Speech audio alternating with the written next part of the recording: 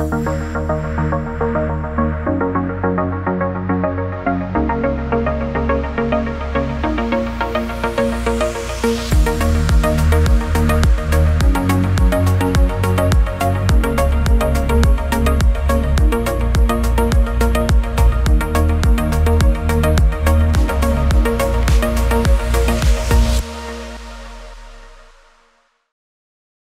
Agency, Madame Stéphanie Dietsch, je crois qu'on doit le prononcer comme ça, responsable du pôle d'énergie entrepreneur du monde, et naturellement, Monsieur Denis Leclerc, président et chef de la direction Ecotech Québec. Bonjour Denis, toujours un plaisir de te voir. Écoutez, c'est un plaisir pour moi d'introduire cette séance aujourd'hui qui promet d'être riche en contenu avec la participation d'investisseurs et de décideurs mondiaux comme vous. Je vais profiter de l'occasion pour parler brièvement de ce que fait le Québec afin de réussir cette transition énergétique et de progresser vers une société plus verte. Comme ministre responsable de la transition énergétique au Québec, soyez assurés que je fonde non seulement des espoirs, mais je pense des ambitions dans cette transition énergétique. Rappelons que le Québec s'est fixé une cible et des cibles ambitieuses en termes de réduction des GES. On parle de 37,5 % de réduction par rapport à 1990. De plus, vous le savez également, on vise la carboneutralité d'ici 2050. C'est deux défis assez majeurs à atteindre. Un à plus court terme, 9 ans, c'est demain, et 2050 vers la carboneutralité. On convient également qu'actuellement au Québec, on consomme encore 55 % de notre énergie, c'est de l'énergie qui provient d'énergie fossile.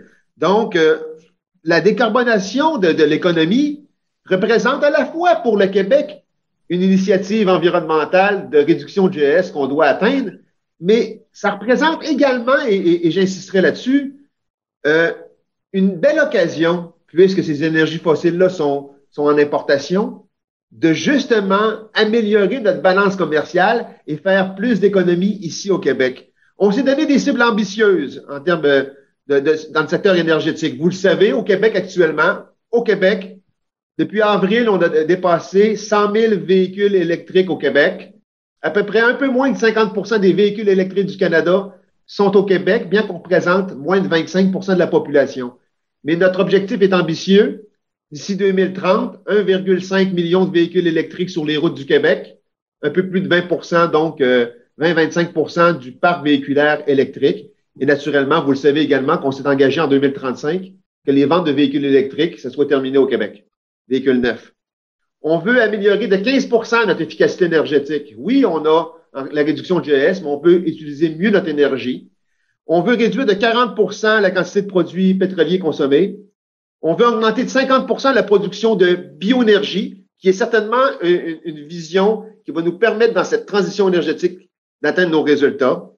On a introduit un règlement visant 15 % d'énergie de biocarburant dans l'essence, 10 % dans le diesel et 10 % dans le gaz naturel, de gaz naturel renouvelable.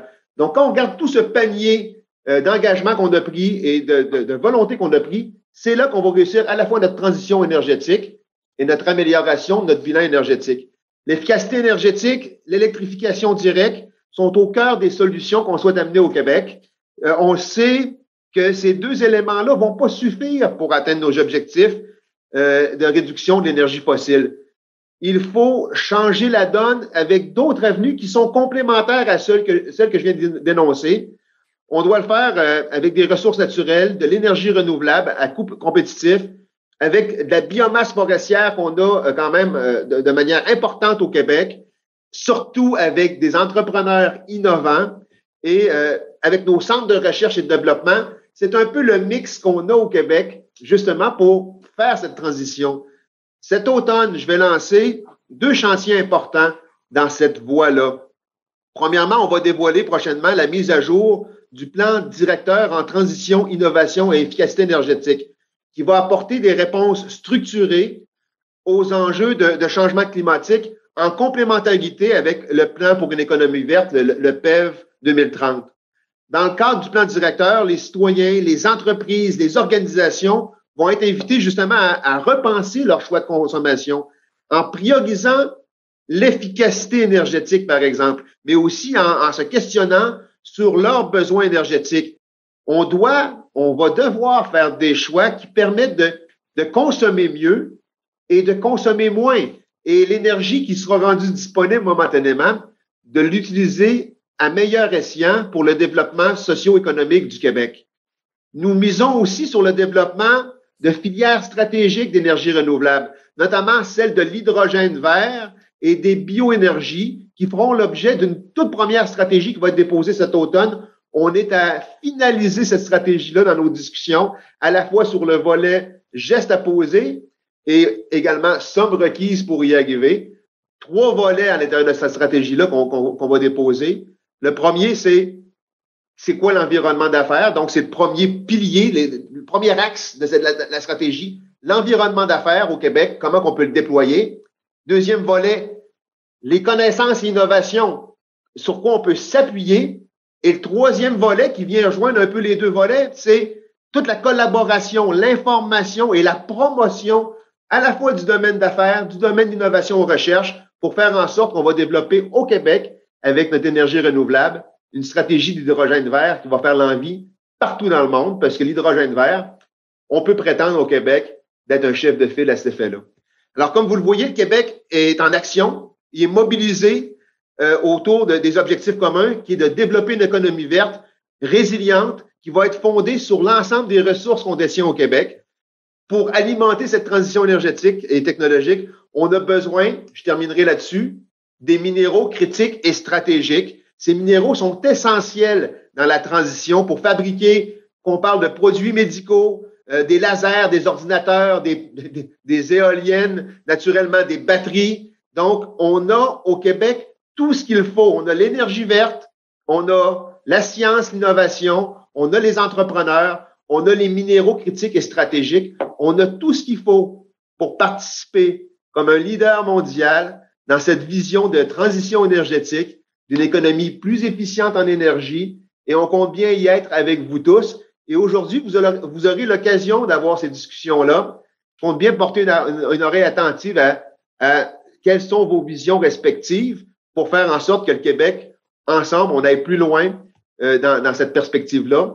Perspective d'avenir, mon patron, M. Legault, en est assuré, et soyez assurés que je vais mettre toute mon énergie qui est renouvelable, à faire en sorte que le Québec se démarque en ces matières-là. Et là-dessus, messieurs, dames, je vous souhaite premièrement un excellent panel de discussion et un excellent congrès. Merci. Bonjour à toutes et à tous. Merci, Monsieur le ministre. Vraiment, votre message tombe très bien, très à point. Vous parlez d'une belle occasion pour le Québec, une belle occasion d'améliorer notre balance commerciale tout en réduisant nos émissions de gaz à effet de serre. Je pense que c'est un très beau scénario qu'il faut regarder au Québec et vous pouvez compter sur notre collaboration comme d'habitude, Monsieur le ministre. Alors, merci beaucoup pour ces bons mots.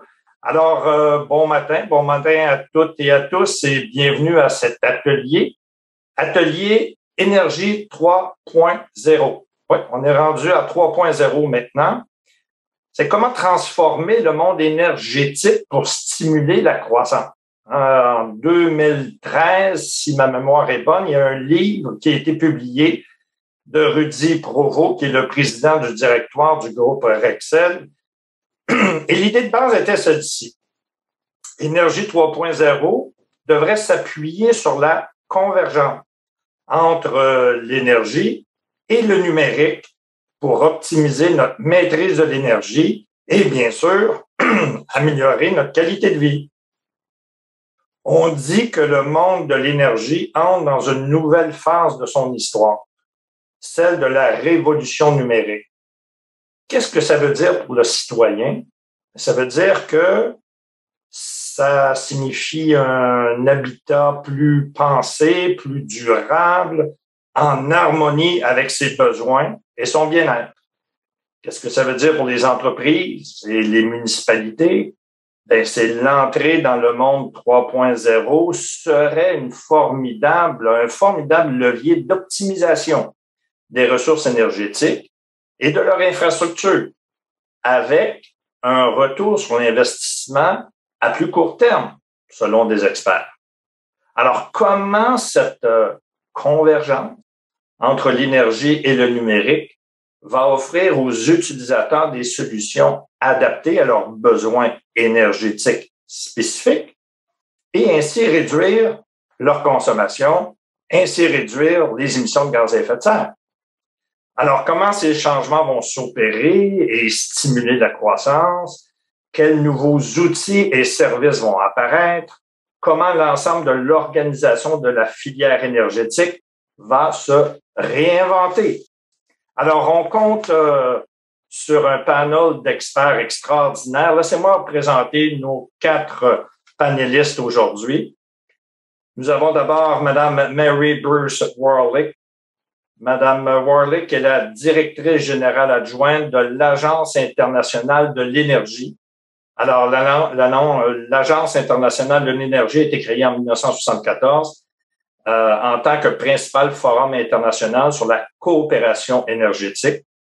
L'agence est au cœur du dialogue mondial sur l'énergie. Ça, elle fournit des statistiques, des analyses et bien sûr, elle examine l'éventail des questions énergétiques, préconisant des politiques qui amélioreront la fiabilité et la durabilité de l'énergie dans ces 30 pays membres et même au-delà. Nous avons, excusez-moi, directement de Washington, nous avons Richard Kippertown. Richard est le vice-président Affaires réglementaires et développement des marchés pour Arcadia Power. Alors, c'est une entreprise de technologie qui a pour mission de réinventer la façon dont les maisons et les entreprises seront alimentées. Arcadia Power offre un moyen gratuit de choisir son énergie renouvelable. La plateforme d'Arcadia Power permet aux consommateurs de suivre leur consommation d'énergie et son impact sur la facture d'électricité, ce qui est très intéressant pour l'utilisateur. Alors, bon matin, Richard. Nous avons directement de Lyon Mme Stéphanie Dietsch, qui est responsable du pôle énergie chez Entrepreneurs du Monde. Entrepreneurs du Monde accompagne l'insertion sociale et économique des personnes en situation de grande précarité, que ce soit en Afrique, en Asie, en Haïti et même en France. Elle les aide à entreprendre, à accéder à l'énergie et à s'adapter au changement climatique pour s'émanciper. Et finalement, directement de Montréal, nous avons Simon Racicot-Daigneault, qui est le président d'InnovHQ. Qu'est-ce que c'est InnovHQ? C'est une nouvelle filiale d'Hydro-Québec qui vise à stimuler l'innovation et développer des opportunités d'affaires afin d'accélérer la transition énergétique. InnovHQ assure aussi la croissance et la gestion du portefeuille d'investissement et est responsable de soutenir la croissance et la bonne gestion des filiales d'innovation d'Hydro-Québec. Alors, nous avons tout un panel et aussi un sujet fort intéressant, Énergie 3.0.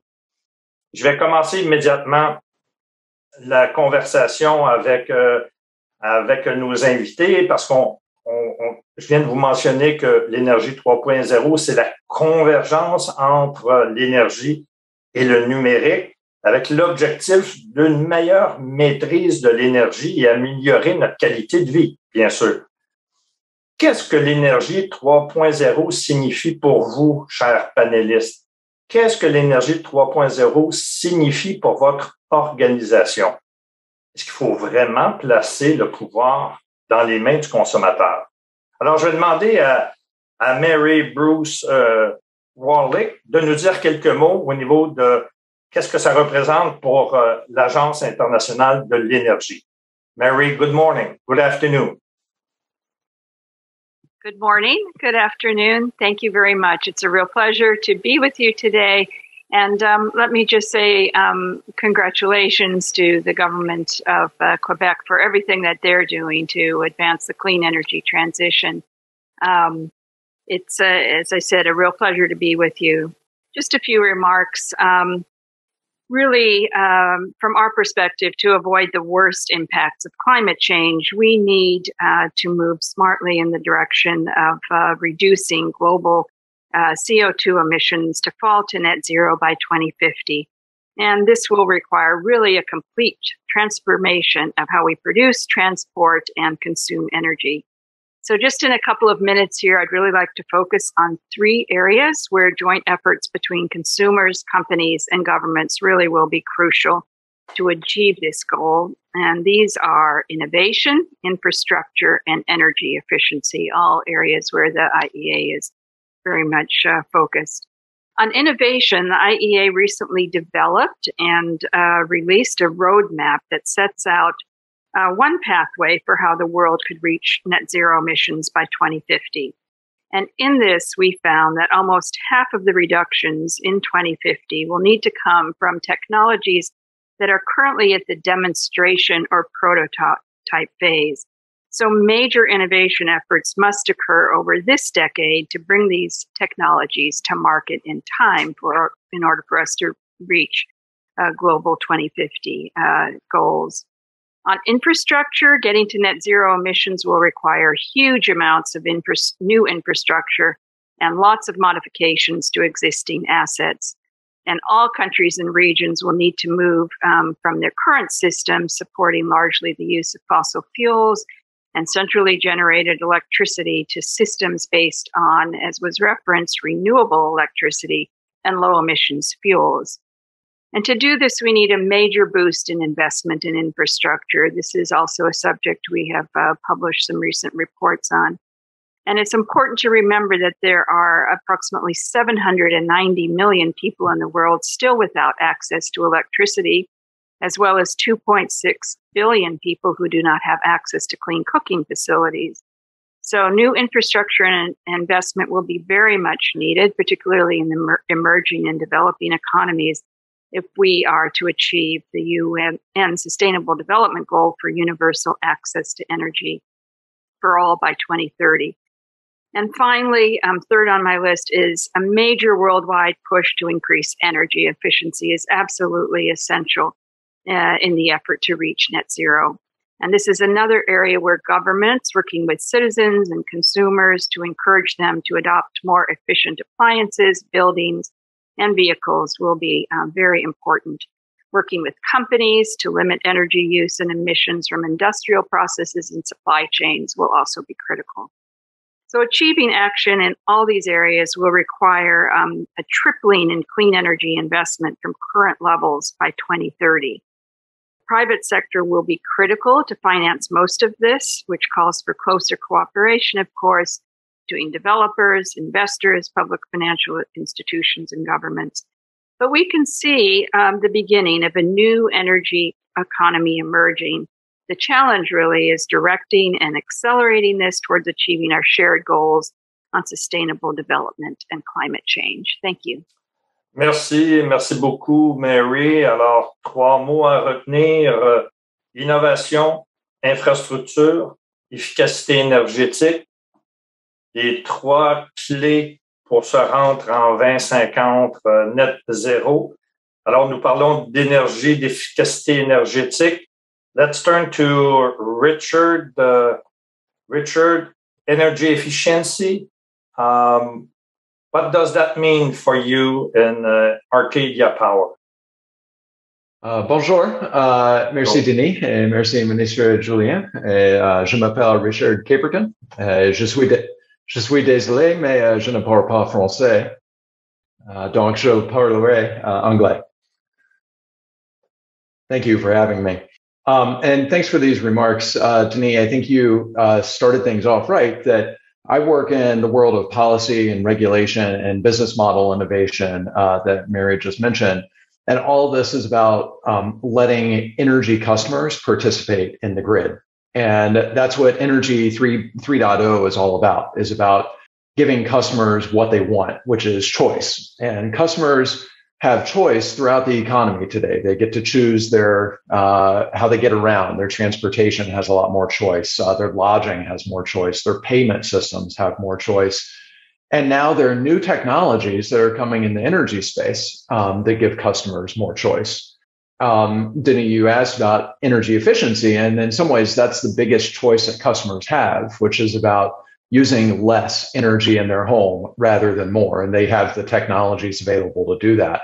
Customers can also choose where their energy comes from. They can put solar panels on their rooftop or something like that. They can choose what technologies use energy in their home and the type of energy it uses. And I'm thinking here about electric vehicles, for example, which the province of Quebec has made a very strong commitment to, as we heard from Minister Julien.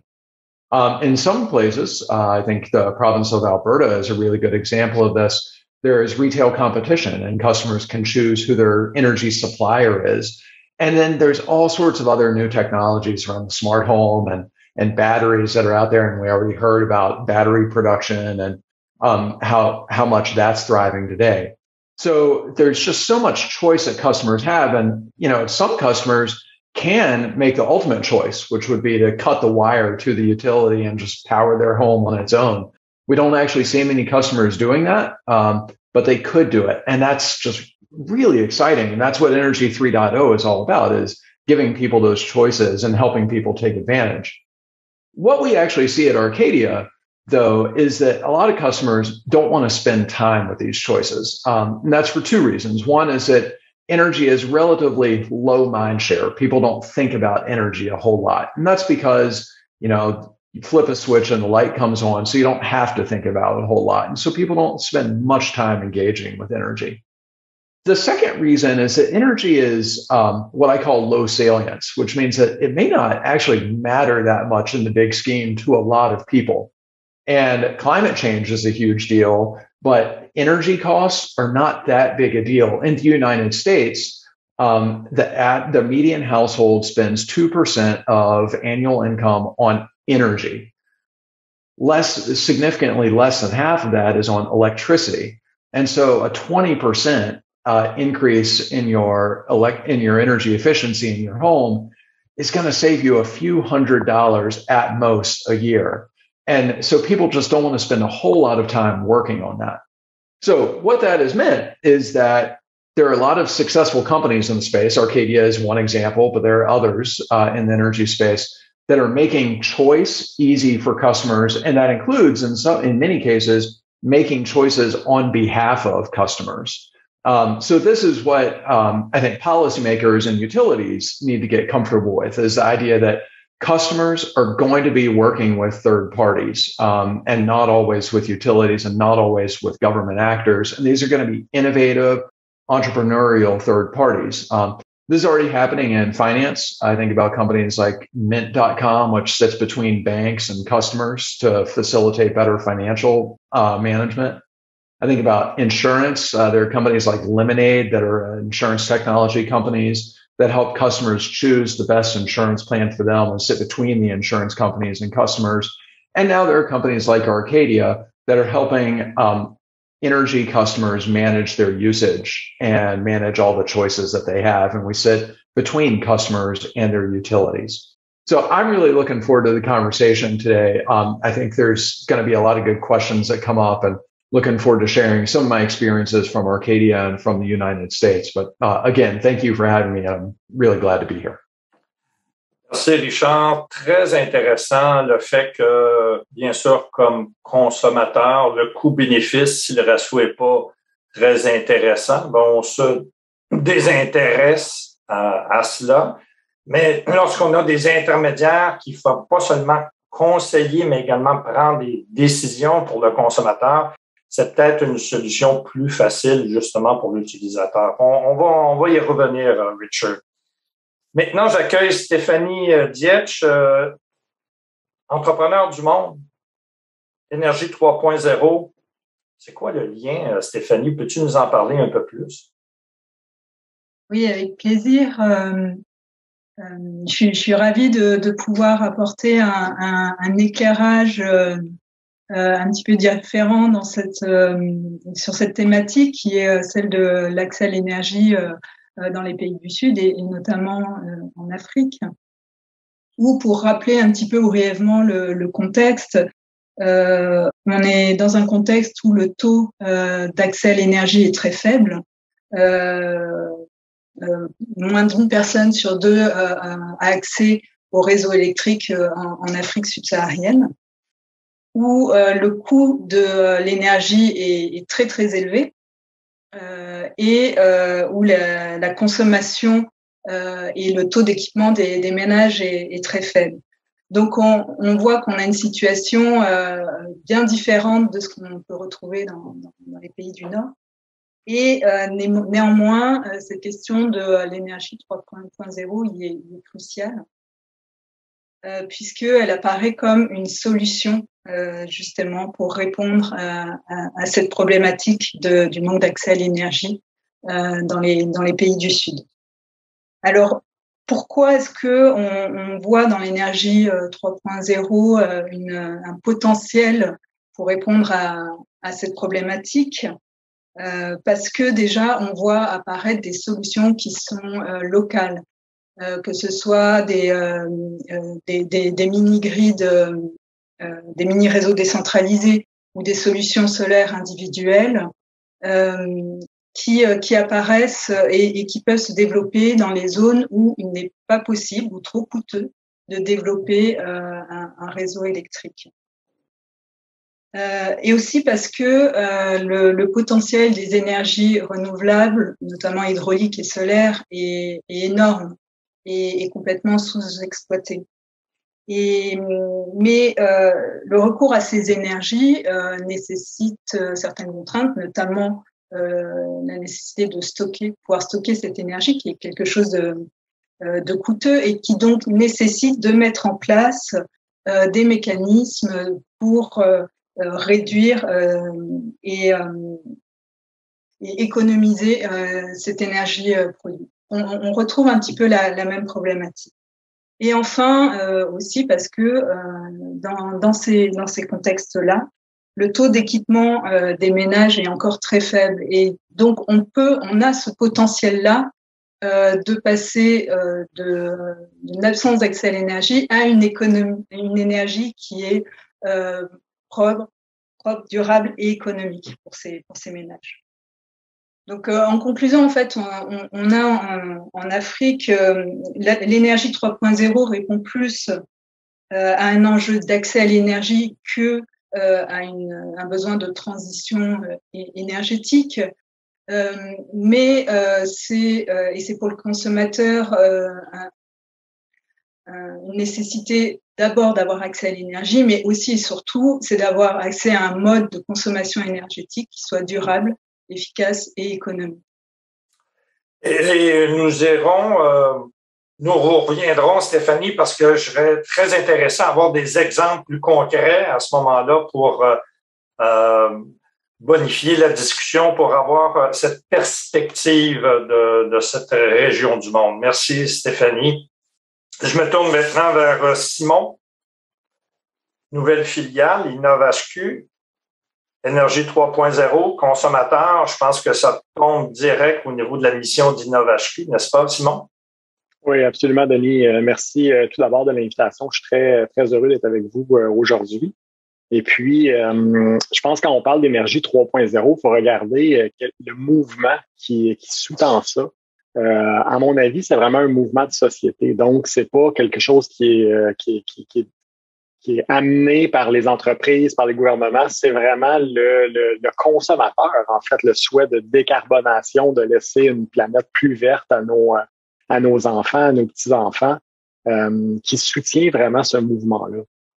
Au Québec, on est vraiment privilégié parce que notre électricité est déjà verte, à plus de 99% avec notre hydroélectricité ou l'énergie éolienne.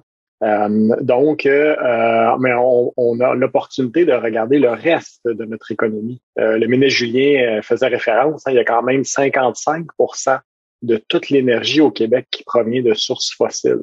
Donc, le défi n'est pas tant de focuser principalement sur l'électricité, mais bien sur le reste de l'énergie qui est fossile, puis la transition vers des énergies plus vertes. L'impact que ça va avoir principalement sur le réseau électrique aujourd'hui, c'est qu'il est unidirectionnel. Donc, on produit, on transporte et on distribue l'électricité. À l'avenir, clairement, le réseau va devenir bidirectionnel. Donc, il y aura des RED, hein, des ressources énergétiques distribuées un peu partout sur le territoire pour être capable de combler là, les besoins énergétiques de la province. Et puis, ça, c'est couplé avec un désir là, des consommateurs d'avoir le choix. Je pense que Richard en parlait là, précédemment. Vraiment, le consommateur aujourd'hui veut choisir comment il interagit avec le réseau. Dans un réseau bidirectionnel, ben là, on parle plus nécessairement d'un réseau électrique, mais plus d'un système énergétique où les consommateurs vont vraiment avoir un rôle actif à jouer. L'opportunité ici pour un Hydro-Québec ou un InnovHQ, c'est d'être capable de saisir les opportunités de création de valeur pour la société et puis pour les citoyens avec cette transition-là. Clairement, les zones les plus attrayantes aujourd'hui ou celles qui génèrent le plus de GES au Québec, c'est avec la mobilité. C'est évident qu'il y a beaucoup d'opportunités. On est, le ministre Julien faisait référence, on est des chefs de file en termes d'électrification des véhicules, mais il reste beaucoup d'efforts à faire là, pour être capable de vraiment avoir une transition réussie en termes de mobilité. Évidemment, l'efficacité énergétique est un autre zone d'intérêt là. On parle de le consommateur qui va avoir le contrôle, qui veut interagir, choisir comment il consomme donc en termes d'efficacité énergétique et puis de maison intelligente, ça va jouer un rôle clé à l'avenir. Et puis finalement, il faut voir comment le réseau électrique va se redéfinir. Hein. Probablement, on fait des tests avec un micro-réseau en ce moment à Mégantic et puis il y aura probablement de plus en plus de micro-réseaux d'utilisation de batteries pour être capable d'emmagasiner, de fournir une résilience également accrue au réseau, qui est effectivement très utile aussi avec les changements climatiques, hein, parce qu'on voit de plus en plus d'événements extrêmes, donc d'avoir des sources de production et des sources d'entreposage, de stockage d'énergie distribuée sur les réseaux va également aider à avoir une résilience accrue pour le réseau de demain. Donc, on aura la chance de reparler de plus à fond comment InnovHQ interagit avec l'écosystème et les différentes filiales, je pense, dans le panel aujourd'hui. Ça va être très intéressant. Avec plaisir, Simon. On va y revenir dans quelques minutes, mais tu as dit un mot-clé, là, réseau bidirectionnel. Là. Alors, ça va être fort intéressant de voir comment on pourra s'adapter en tant que consommateur également à cette nouvelle réalité. Je vais revenir à Richard parce que là, on parle du consommateur et Richard, tu as mentionné que le consommateur avait des choix à faire. Hein? I'm going to say it in English for you. You talked about customers having choices in energy. But is that true for all customers? What about people who are low income or who live in apartments? So they live in a different reality. What do you have to say about those customers? That's a really good question, Denis. Those customers are harder to reach, but it's so important that we do reach them. In the United States, I've looked into the numbers, the statistics on this, and just thinking about rooftop solar as an example. So what does it take to deploy rooftop solar? You have to own your own house. The house has to be situated and have a roof that will support rooftop solar. And you have to be able to afford solar panels or to finance a rooftop solar system. Only 1/3 of American households actually meet all three of those criteria. And I imagine it's very similar in Canada. You know, there are some differences of social safety net and how common renting is and things like that. But I would imagine it's roughly the same thing. And so that is a huge number of households. That's 2/3 of households in the United States that could be left behind from solar if we don't think of new ways to accommodate these people. Now, Stephanie talked about the global south and sub-Saharan Africa. There are very unique challenges there. But in the developed world, there are solutions that are emerging and that are happening today that can help solve this problem. So in the United States, we see an emerging interest in what's called community solar, where people can subscribe to a remote solar project and see the benefits of it. And for those households, it recreates the same economic benefits of having solar panels on your rooftop, only without all the requirements of owning your house and having a high credit score and having a good rooftop and all of those things. That's just for solar. We need to do more for energy efficiency and find new deployment models for efficiency to reach hard to reach customers. We need to do more with electric vehicles. We need to do more with storage. But there is a whole world of innovation here that is focusing on this, and I'm pretty optimistic that we're going to solve these problems. And we've got a really good network on this call, and there's a really good ecosystem of people that are interested in solving these issues in the U.S. and in Canada. And you're coming back to energy efficiency, and Mary, I have a question for you in terms of energy efficiency. Energy measures have often promised a lot in the past, but not really delivered at pace and scale. What makes you confident? Because you said the three main or keyword: innovation, infrastructure, energy efficiency.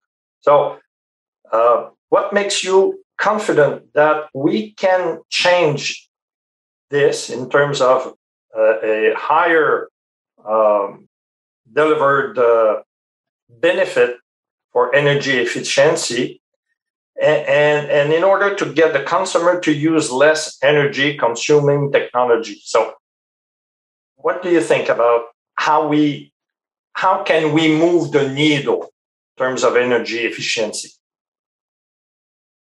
Well, thank you very much for the question. And you're absolutely right to point out that energy efficiency is an area that requires much additional focus and attention, and with a lot of room for more progress. Global improvements in energy efficiency, unfortunately, have been declining since 2015, according to our statistics. And the COVID-19 crisis has added an extra level of stress. So as a result of this crisis and continuing low energy prices, energy intensity improved by less than 1% in 2020. And this is well below the level that's needed to achieve global climate and sustainability goals. Many governments have put forward stimulus packages, which are very welcome and still in the works. And as part of those economic recovery plans, they do intend to heavily invest in the energy sector, and they can heavily influence future energy efficiency trends. There are many efficiency measures in industry, buildings, appliances, and transport that can be put into effect and scaled up very quickly if there is sufficient financing and resources that are put into this effort. But there are a lot of opportunities, frankly speaking, that remain untapped, and these can yield financial savings as well as significantly reducing energy use and emissions. The key thing is to help consumers and industries to really understand, recognize, see the benefits to themselves of these energy efficiency measures, and then to support their adoption. Of course, to some extent, regulations and policies can help to lessen the burden of some of the upfront costs. But policies really do need to be strengthened to speed the deployment of clean and efficient energy technologies, in addition to the investment required that I've mentioned. And mandates and standards will be vital to help drive consumer spending and industry investment into the most efficient technologies. So it really is a critical area that requires additional attention. Alors Mary, tu mentionnes qu'il faut accompagner les consommateurs, puis aussi avoir appuyé l'adoption de nouvelles mesures d'efficacité au niveau moyen, d'efficacité énergétique. Je me tourne vers Stéphanie. Des exemples de ce que vous faites, notamment en Afrique, en termes de maîtrise d'énergie, puis évidemment d'utilisation d'énergie et j'allais dire de la maîtrise de l'énergie. Est-ce que tu pourrais partager avec nous quelques exemples? Alors, des innovations, il y en a beaucoup. Je vais vous en présenter deux qu'on développe sur nos terrains d'action avec entrepreneurs du monde. Il y a tout d'abord l'exemple des mini-réseaux solaires hors réseau, un petit peu l'équivalent de, je pense que Simon a évoqué tout à l'heure, qui permettent d'électrifier des villages isolés et hors du réseau électrique et alimentés par l'énergie solaire. Et qui dit énergie solaire dit besoin de stockage de cette énergie. C'est ce qui coûte très cher dans le dimensionnement d'un réseau. Raison pour laquelle se sont développées des innovations qui permettent de suivre et de mesurer la consommation énergétique de chaque ménage qui est raccordé à ce mini-réseau et ainsi de rationaliser la consommation et d'améliorer le dimensionnement pour coller aux proches des besoins des utilisateurs, à la fois dans un souci de gain d'efficacité et de baisse du coût de l'énergie, mais aussi pour apporter un meilleur service énergétique à ces populations. Ça, c'est un exemple. Un autre exemple qui est développé notamment en Afrique de l'Est pour répondre aux besoins des ménages, c'est le développement de la technologie du pay-as-you-go, couplé à un système de mobile banking et qui permet de mettre en place des paiements échelonnés et à distance. Et cette technologie, en fait, elle répond à une double problématique qui est à la fois la faible capacité d'investissement des ménages qui n'ont pas la capacité d'investir dans des kits solaires et également la nécessité pour ces familles de maîtriser leur consommation énergétique et les dépenses associées. Donc, on voit à travers ces deux exemples que l'Afrique a un véritable laboratoire d'innovation technologique et pour prévoir et penser l'énergie de demain. Alors, Stéphanie, tu viens de donner des exemples un peu loin de chez nous. Maintenant, rapprochons-nous du Québec. Je vais demander à Simon, du côté d'Innovascure, quels sont les outils que vous offrez à vos clients afin de réduire, leur consommation, mais surtout mieux consommer?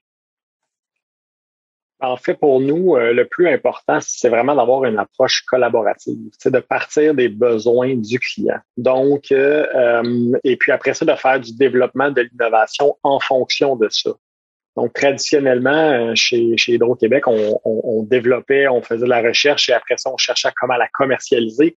Maintenant, on a vraiment inversé ça, puis on focus sur le client. Donc, avec un ILO, par exemple, en termes d'efficacité énergétique, maison intelligente, c'est vraiment l'objectif. C'est-à-dire comment on peut supporter le client, l'aider à faciliter sa gestion de l'énergie. Parce que la majorité des clients sont intéressés à contribuer, à réduire leur consommation. Il y a un gain personnel d'abord purement monétaire, mais aussi il y a une réelle mission de société là-dedans de dire qu'on collabore tous à consommer moins d'énergie et encore une fois rendre notre monde plus vert. Donc, comment on peut les supporter avec des coachs énergétiques et puis vraiment les accompagner dans ce processus-là. Ça, c'est un exemple pour ILO, la maison énergétique. On fait en ce moment aussi un projet pilote pour la recharge de flottes d'autobus. Puis c'est applicable pour toutes les flottes de camions de livraison, par exemple. Ça pourrait être des autobus urbains, des autobus scolaires. Parce qu'on s'est rendu compte que, il y avait maintenant du matériel roulant de plus en plus disponible, donc une offre d'autobus, de camions. Il y a des bornes, évidemment, mais tout ce qui est lié à la recharge créait une certaine peur ou une certaine anxiété. Ça demeurait une barrière à l'électrification parce que les gens craignaient s'ils branchaient tous leurs véhicules simultanément en même temps, ça allait avoir un appel de puissance tel que ça allait avoir un impact sur leur facture d'électricité. Donc, on les accompagne, on les supporte pour dimensionner l'équipement, mais aussi pour s'assurer que la recharge, la logistique de la recharge est optimisée pour minimiser leur facture d'électricité. Donc, tout est dans l'accompagnement du client. Puis je pense dans cette approche collaborative-là va vraiment être clé à l'avenir pour être rapidement, on dit en speed to market en anglais, là, donc la rapidité au marché, d'être capable de développer des offres qui répondent à un réel besoin du client au bon coût, avec les bonnes contraintes. Donc, à ce moment-là, là, c'est vraiment essentiel de mettre le client en collaboration avec des entreprises en démarrage ou InnovHQ si on a l'expertise pour le faire, et aussi en collaboration avec des experts là, du monde universitaire ou des chercheurs. Fait que c'est comme un trio, là, si on veut, là, qui nous permet d'aller beaucoup plus vite dans le développement d'une solution qui va vraiment avoir un impact pour les consommateurs. Let's check with Richard if he's sharing the same vision about the utility, because do you agree, or how is the role of the utility changing with this Energy 3.0, Richard? I think Hydro-Québec is a very forward-thinking and progressive utility that is embracing the future, and Simone and InnovHQ are a really good example of that. We see this in leading utilities in the United States too, where they talk about themselves as a platform and as a network, and that their job is to provide a platform for customers to interact with the solutions that they want to interact with. So, the exact mechanics of that are going to vary utility by utility, but I think the mindset of we need to facilitate our customers working with the companies that they want to work with, including entrepreneurial, innovative companies, is exactly right. And I think Hydro-Québec is there, and other leading utilities are there today. Time flies. Only 2 minutes left, so I have a question for the four of you. You have 20 seconds to answer this question, the last question, and I'll start with Mary. And the question is this. What would be your top, or what should be the top priority to increase this maîtrise de l'énergie, how to manage energy at the consumer level in order to reduce greenhouse gas emission, of course, and to have a better world with a renewable energy? Mary, in 20 seconds. Thank you very much. I'll try to make 2 quick points. Getting to net zero will involve countless decisions by businesses, investors, and citizens, but it's policymakers that have the greatest scope to move the world closer to climate goals, as policies underpin the choices made by others. Second quick point, energy efficiency is absolutely key. As I said, progress is well below what's needed to achieve the world's goals for addressing climate change, reducing pollution, increasing access to energy. So increased public and private sector investment, as well as consumer awareness, are all absolutely critical. Thank you. Richard, your top priority.